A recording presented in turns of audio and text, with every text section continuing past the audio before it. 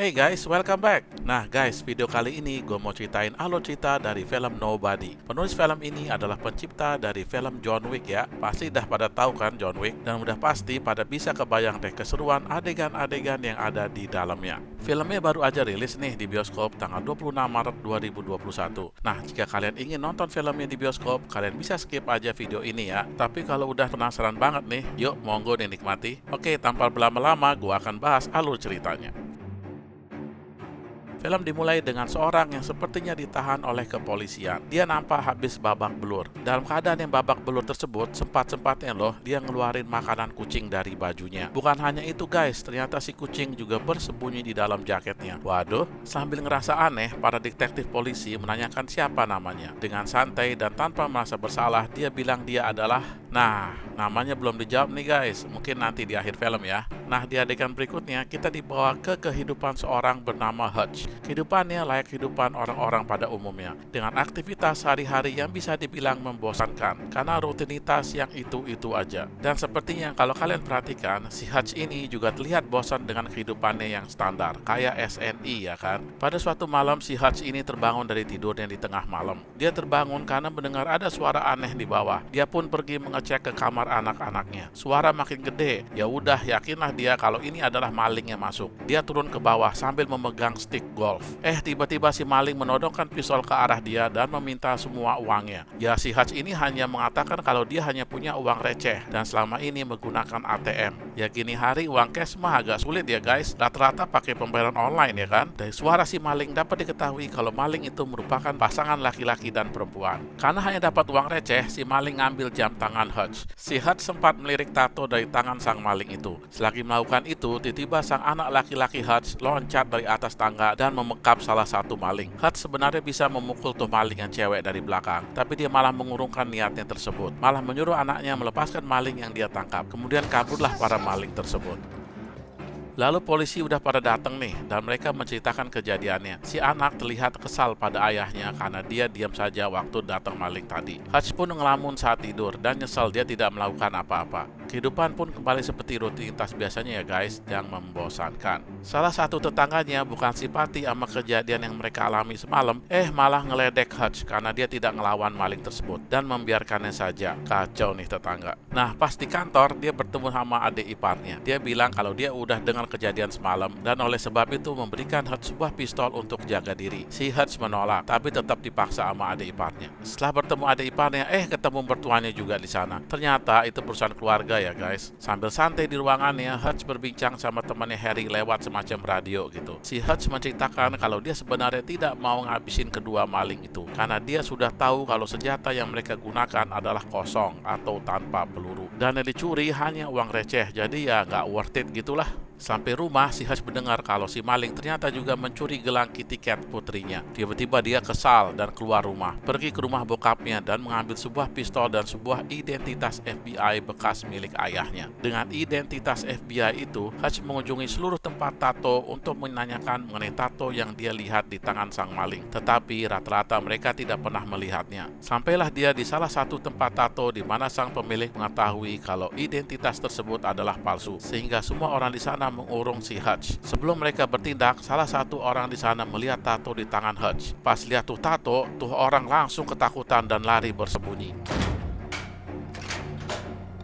Melihat kelakuan temannya ini, yang lain pun akhirnya tidak berani mengeroyok. Parah guys, ada apa dengan tato si Hutch ini ya? Setelah mengetahui alamat maling tersebut, si Hutch pun ke sana dan meminta kembali jam tangannya. Dan tanpa lupa dia meminta juga gelang Kitty Cat milik putrinya. Tapi mereka bilang tidak tahu masalah itu. Ya, sontak si Hutch jadi emosi banget dan hampir menembak ke arah si maling. Untung aja terdengar suara tangisan bayi. Si Hutch langsung ngelihat ada bayi di ruangan lain. Dan langsung dia insaf dan pergi sambil melampiaskan emosinya dengan menonjok-nonjok tembok. Nah, dalam keadaan yang masih emosi, datanglah sekelompok preman ke dalam bus. Preman ini mengganggu orang dalam bus. Hutch melihat ini sebagai kesempatan untuk melampiaskan emosinya. Ya langsung tanpa komando dia menghajar mereka semua. Dalam perkelahian itu, kalian bisa melihat kalau si Hutch ini kayaknya masih belum cukup panas ya. Mungkin karena udah lama tidak berantem kali. Dia beberapa kali kena pukulan yang keras, sampai kena tusuk juga. Tapi dengan semangat yang tinggi, dia berhasil menghajar semua preman bus tersebut, walaupun dia juga babak belur. Sampai rumah, rumah, dia diobatin sama istrinya. Dan istrinya tidak heran guys sama luka-lukanya. Kayaknya nih istri udah tahu deh sama kerjaan suaminya ini. Nah guys, ternyata salah satu preman dalam bus tadi adalah adik dari Julian, seorang bos mafia Rusia. Dia mengamuk setelah tahu adiknya masuk ICU dan pergi menanyakan siapa yang melakukannya ke teman-teman adiknya yang ternyata juga sedang ada di rumah sakit ya guys. Sambil menanyakan, Julian melampiaskan emosi dengan memukul salah satu teman adiknya yang masih terbaring lemas di rumah sakit. Salah satu preman tersebut memberikan kartu bus metro ke Julian. Ternyata si Hutch kejatuhan kartu metronya pas berantem tadi guys. Nah, si Julian meminta anak buahnya untuk menghack kartu metro tersebut dan mencari tahu siapa orang ini. Dan ternyata guys, data Hutch ini dirahasiakan habis oleh pemerintah. Bahkan di Departemen Pertahanan AS, datanya masuk dalam kategori sangat dirahasiakan dengan kode atau alias nobody. Anak buah Julian langsung ketakutan dan memberikan dokumen yang berhasil dia dapat ke Julian sambil kabur. Siapa ya si Hutch ini dengan alias nobody? Makin penasaran deh kita. Setelah mengetahui letak kediaman Hutch, Julian menyuruh anak buahnya ke sana untuk menangkap Hutch hidup-hidup. Anak buahnya berpakaian ala pasukan elit menyerbu masuk ke dalam rumah. Oh ya guys, sebelum itu Hutch telah menyuruh keluarganya bersembunyi ke dalam basement. Si Hutch pun melawan hanya menggunakan stick baseball dan sebuah pisau dapur. Perkelahian sengit pun terjadi. Si Hutch kewalahan menghadapi mereka semua yang berpakaian tempur lengkap.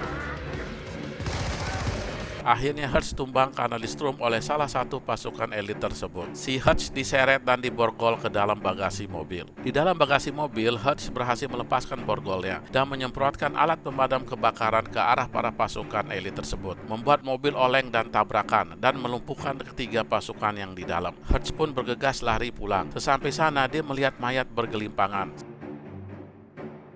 Sebelum membebaskan keluarganya dari basement, dia pergi mandi dulu guys. Asli gokil abis. Setelah membebaskan keluarganya, dia menyuruh mereka pergi ke tempat yang aman. Sementara dia akan membakar rumah agar para mayat tidak dapat ditemukan. Nah, sebelum dia membakar rumahnya, dia mengambil emas-emas batangannya. Dan anehnya, si Hutch ini malah menceritakan siapa sebenarnya dirinya ke para mayat tersebut. Dia menceritakan kalau dia itu dulu adalah orang pemerintah, baik itu CIA, FBI, NSA, ataupun yang lainnya. Orang yang disuruh pemerintah untuk membersihkan sesuatu. Dalam hal ini melenyapkan sesuatu ya. Ya apalagi kalau bukan orang ya kan. Tapi dia pada akhirnya mengundurkan diri karena pengen berkeluarga, pengen hidup damai, dan permintaannya pun diturutin oleh pemerintah. Nah, si Julian ternyata juga menyuruh anak buahnya ke pantai jompo untuk menghabisi ayahnya si Hutch. Kedua orang ini kira ini kerjaan gampang. Ya ngabisin orang di pantai jompo kan mudah banget. Mereka salah coy. Si ayah ternyata lebih sangar daripada anaknya. Dengan mudahnya dia menghabisi kedua orang tersebut tanpa bangun dari tempat duduknya. Asli keren. Setelah membakar rumah, si Hutch langsung pergi ke kantornya yang merupakan sebuah pabrik. Di sana dia bilang ke mertuanya kalau dia akan membeli tuh pabrik sambil melemparkan emas-emas batangannya ke atas meja. Sang mertua pun langsung setuju.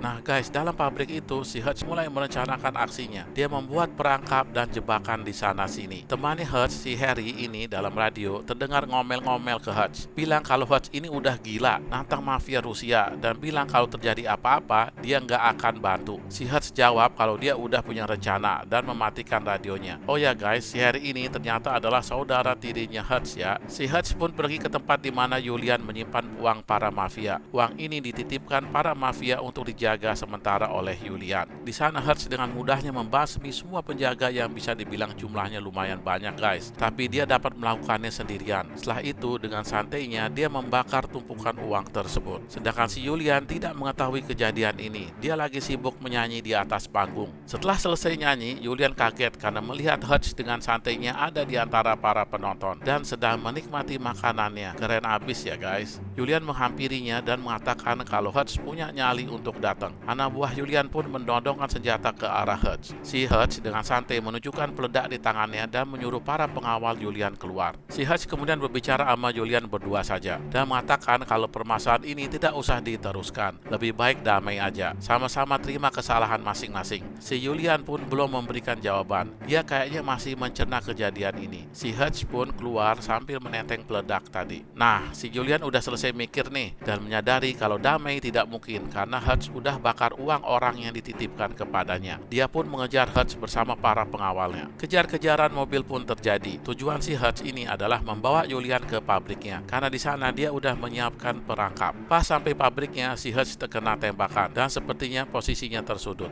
Mendadak dia dapat bantuan dari dalam pabrik.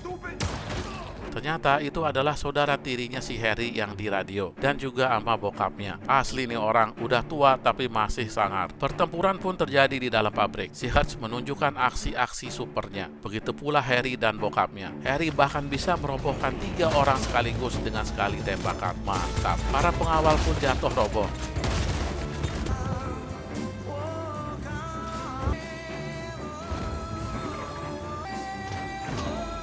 Tinggal si Julian sendirian, sedangkan Hutch dan yang lain udah kehabisan peluru. Akhirnya Hutch memutuskan untuk menggunakan peledaknya tadi dengan pelindungan kaca anti peluru untuk melumpuhkan Julian. Si Julian pun akhirnya terpental dan roboh di tempat ya guys. Si Hutch, bokapnya sama Harry ini terlihat menikmati suasana ini. Walaupun mereka babak belur, tapi selamat semua. Sirena polisi pun terdengar dari kejauhan. Si Hutch minta Harry sama bapaknya untuk kabur, biar dia yang menghadapi polisi. Sebelum keluar, si Hutch menyelamatkan seekor kucing dari dalam pabrik. Ternyata guys, itu asal usul kucing yang di adegan awal tadi ya. Nah, kita kembali ke saat si Hutch yang sedang diinterogasi polisi. Ketika ditanya namanya, dia bilang kalau dia itu nobody atau bukan siapa-siapa. Sebelum selesai menginterogasi, mereka udah dapat telepon dari atasannya untuk melepaskan Hutch. Gila si Hutch ini ya. Di akhir cerita, kita melihat Hutch dan istrinya sedang mencari rumah baru. Mereka menanyakan ke si penjual apakah rumah ini punya basement. Yang lain kagak penting guys bagi mereka. Yang penting adalah basement untuk bersembunyi keluarganya ya kan. Dan kita juga diperlihatkan dengan bapaknya Hutch dan Harry yang sedang keluar kota dengan membawa banyak banget senjata hasil rampasan dari para mafia Rusia tadi. Ya gitu deh guys, akhir cerita dari film Nobody ini. Aksi laganya lumayan lah ya. Orang penciptanya sama kayak John Wick, jadi dijamin mantul ya kan. Baiklah guys, jangan lupa dukung terus Filosofi Film dengan klik subscribe, like, and share. Thank you for watching and see you on my next video.